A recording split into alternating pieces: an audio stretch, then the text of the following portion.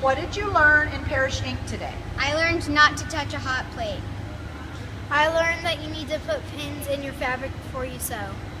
I learned not to touch a hot script. I learned how to use the 3D printer.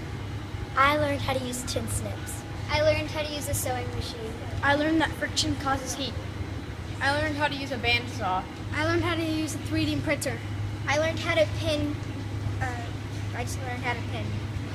I learned how to use a power drill. I learned how to pin the fabric.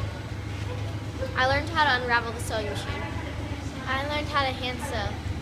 I learned how to cut plexiglass in a bandsaw. I learned more about friction. I learned to measure and cut plexiglass also using a bandsaw. I learned how to measure and cut plexiglass on a bandsaw too.